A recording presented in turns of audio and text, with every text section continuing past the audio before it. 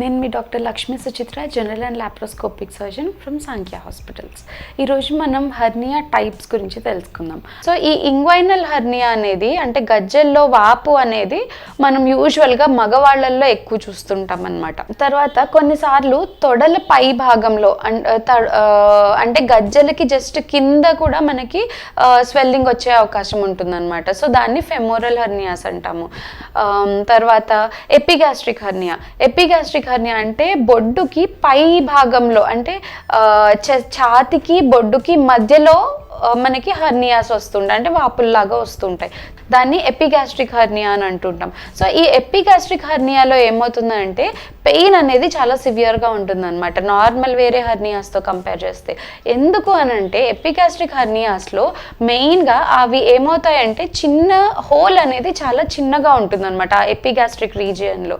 So ఎప్పుడైతే defect వస్తుందో అంటే హోల్ అనేది ఫామ్ అవుతుందో చాలా చిన్నగా ఫామ్ అవుతుంది. సో అప్పుడు ఏమవుతుందంటే దాని వెనకాల ఉన్న ఒమెంటం అంటే ఆ ఫ్యాట్ అనేది ఆ చిన్న హోల్లోకి వెళ్ళి అడ్డుకుపోతుంది.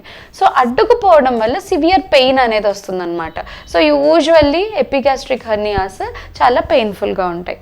ఇంకా కొన్ని రకాలు ఏంటంటే పొట్టలో కొంచెం సైడ్కి వచ్చేవి స్పైజీలియన్ హర్నియాస్, లేదా ఇంకా లేటరల్ మోస్ట్గా వచ్చేవి మనకి వెనకాల అంటే పొట్టకి వెనకాల భాగంలో వచ్చేవి లంబార్ హర్నియాస్ అన్నమాట.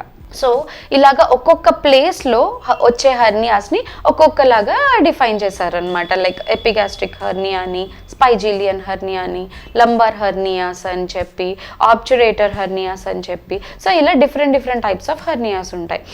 సో ఈ హర్నియాస్ ఏంటంటే మనకి బయటకి ప్రొట్రూడ్ అయ్యి ఉంటాయి అన్నమాట. కొన్ని హర్నియాస్ ఏమవుతాయంటే పొట్ట లోపలే ఉంటాయి అన్నమాట. సో ఇలాంటి బయటికి వాపుల్లాగా తెలియవు. అవి ఏ హర్నియాస్ అంటే, ఒకటి హైయేటస్ హర్నియా అంటే ఏంటంటే మన ఛాతిని పొట్టని సెపరేట్ చేస్తూ మనకి డయాఫ్రమ్ అనే ఒక పొర ఉంటుందన్నమాట. సో ఇదంతా చెస్ట్, ఇదంతా అబ్డామెన్ అనమాట, అంటే మన పొట్ట భాగం. సో ఇవి రెండింటిని సెపరేట్ చేస్తూ ఒక చిన్న పొర ఉంటుంది, దాన్ని డయాఫ్రమ్ అని అంటారనమాట. సో ఈ డయాఫ్రమ్లో ఏమవుతుందంటే చిన్న హోల్స్ ఉంటాయి. సో ఆ హోల్స్లోంచి మనకి ఈసోఫేగస్ అంటే ఇలా అన్నవాహిక ఇలా వెళ్తూ ఉంటుంది అనమాట. తర్వాత మనకి అయోర్టా అనేది వెళ్తూ ఉంటుంది.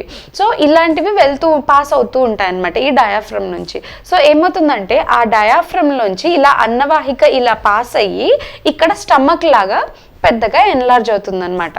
సో ఇప్పుడు ఏమవుతుందంటే ఎప్పుడైతే మనకి ఈ డయాఫ్రమ్లో ఈ హోల్ అనేది పెద్దగా అయిపోయిందో అప్పుడు పొట్టలో ప్రెషర్ పెరిగినప్పుడు ఈ స్టమక్ అనేది ఇలా ఈ హోల్లోంచి ఇలా చెస్ట్ లోపలికి ప్రొట్రూడ్ అయ్యి వస్తుంది అనమాట. సో ఇలా ప్రొట్రూడ్ అవ్వడాన్ని హైయేటస్ హర్నియా అని అంటాము. సో ఎప్పుడైతే పేషెంట్స్కి ఇలా హైయేటస్ హర్నియా వచ్చిందో అప్పుడు పేషెంట్స్కి రిగర్జిటేషన్ అంటే తిన్నది నోట్లోకి వచ్చేయడము, గ్యాస్ట్రైటిస్ ప్రాబ్లమ్స్, తిన్నది అరక్కపోవడము, సో ఇలాంటి సిమ్టమ్స్ అన్నీ చాలా ఎక్కువ ఉంటాయన్నమాట. ఇంకొక రకం ఏంటంటే diaphragmatic hernia. So diaphragmatic hernia అని అంటే నేను ఇందాక చెప్పినట్టు ఇది డయాఫ్రమ్. సో అంటే పైన చెస్ట్ని కింద పొట్ట భాగాన్ని సెపరేట్ చేసేది. సో ఈ డయాఫ్రమ్లో కొన్నిసార్లు హోల్స్ లాగా పడుతూ ఉంటాయి అన్నమాట. సో ఈ హోల్స్లోంచి ఈ పొట్టలో ప్రెషర్ పెరిగినప్పుడు ఈ హోల్స్లోంచి పేగులు అనేవి ఛాతి లోపలికి వచ్చేస్తూ ఉంటాయన్నమాట. సో అప్పుడు ఏమవుతుందనంటే ఛాతిలో ఇన్ఫెక్షన్స్ రావడము, సో ఇలాంటివన్నీ దగ్గు రావడము, ఛాతిలో ఇన్ఫెక్షన్స్ రావడం, సో ఇలాంటివన్నీ చాలా అవుతూ ఉంటాయన్నమాట. బట్ ఈ డయాఫ్రమాటిక్ హర్నియాస్ అనేవి కొంచెం రేర్, అంటే అంత కామన్గా చూడము. చాలా మందిలో మనం ఈ హైయేటస్ హర్నియా అనేది చూస్తుంటాము. కామన్గా మనకి వచ్చే హర్నియాస్ ఏంటి అంటే అంబిలికల్ హర్నియాస్ అంటే బొడ్డు దగ్గర వచ్చేవి, తర్వాత ఇంగ్వైనల్ హర్నియాస్ అంటే గజ్జల్లో వచ్చేవి, అండ్ ఇన్సిషనల్ హర్నియాస్ అంటే ఏదన్నా పొట్టకి ఆపరేషన్ అయితే దాని తర్వాత ఎక్కడైతే మనం కుట్టు వేసామో ఆ ప్లేస్లో వచ్చేది ఇన్సిషనల్ హర్నియా. సో ఈ హర్నియాస్ అనేవి మనం కామన్గా చూస్తుంటాం అన్నమాట. ఈ హర్నియాస్ని ఇంకొక విధంగా కూడా డివైడ్ చేస్తాం. ఎలాగంటే రెడ్యూసిబుల్, అబ్స్ట్రక్టెడ్ అండ్ స్ట్రాంగ్యులేటెడ్ అనమాట. అంటే రెడ్యూసిబుల్ హర్నియా అంటే ఏంటంటే సపోజ్ మనం ఏదన్నా దగ్గినప్పుడు లేదా వెయిట్స్ ఏమన్నా లిఫ్ట్ చేసినప్పుడు, ముక్కినప్పుడు, ఏదన్నా పొట్టలో ప్రెషర్ పెట్టినప్పుడు ఏమవుతుందంటే హర్నియా అనేది ఇలా ప్రొట్రూడ్ అయ్యి మళ్ళీ దానంతట అదే బయటికి లోపలికి వెళ్ళిపోతుంది అనమాట. అంటే ఏదన్నా దగ్గినప్పుడు ఇలా బొడుపులాగా బయటికి వచ్చి మళ్ళీ దాని అంతటా అదే లోపలికి వెళ్ళిపోతుంది. అది రెడ్యూసిబుల్ హర్నియా అనమాట. సో ఇలాంటి హర్నియాస్ వల్ల పెద్దగా ప్రాబ్లం ఏమి ఉండదు, స్వెల్లింగ్ ఒక్కటే ఉంటుందన్నమాట. సో పేషెంట్ అది స్వెల్లింగ్ ఒక్కటే కంప్లైంట్ చేస్తారు. ఇంకొకటి ఏంటంటే అబ్స్ట్రక్టెడ్ హర్నియా అంటే ఏంటంటే తగ్గినప్పుడు ఇలా పొట్టలో ప్రెషర్ పెరిగినప్పుడు హర్నియా అనేది ఇలా బయటికి ప్రొట్రూడ్ అయ్యి వచ్చి అక్కడ అడ్డుకుపోతుంది, మళ్ళీ లోపలికి వెళ్ళదు. సో ఇవి అబ్స్ట్రక్టెడ్ హర్నియాస్ అనమాట. సో ఈ అబ్స్ట్రక్టెడ్ హర్నియాస్ అనేవి చాలా డేంజరస్ అనమాట. ఇంకొకటి ఏంటంటే స్ట్రాంగులేటెడ్ హర్నియా అంటే ఏంటంటే అబ్స్ట్రక్టెడ్ దగ్గినప్పుడు పొట్టలో ప్రెషర్ పెరిగినప్పుడు హర్నియా అనేది బయటికి ప్రొట్రూడ్ అయ్యి అక్కడ ఆగిపోయి దాని లోపల పేగు ఏదైతే ఉందో అది కూడా పాడైపోవడం స్టార్ట్ అవుతుంది అనమాట. అంటే దానికి ఆ పేగుకి బ్లడ్ సప్లై ఆగిపోయి ఆ పేగు పాడైపోవడం స్టార్ట్ అవుతూ ఉంటుంది అనమాట. సో దాన్ని స్ట్రాంగులేటెడ్ హర్నియా అంటారు. అబ్స్ట్రక్టెడ్ హర్నియాలో జస్ట్ అబ్స్ట్రక్ట్ అయ్యి ఉంటుంది కానీ పేగు మాత్రం బాగానే ఉంటుంది.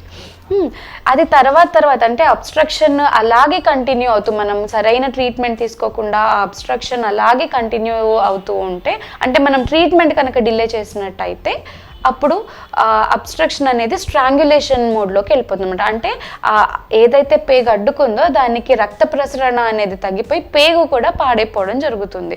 సో ఇలాంటి కండిషన్స్లో పేషెంట్కి చాలా పెయిన్ రావడము, తర్వాత కొన్నిసార్లు ఫీవర్ రావడము, ఎక్కడైతే బొడుపులాగా వచ్చిందో అక్కడ స్కిన్ అనేది కొంచెం కలర్ మారుతూ ఉండడము.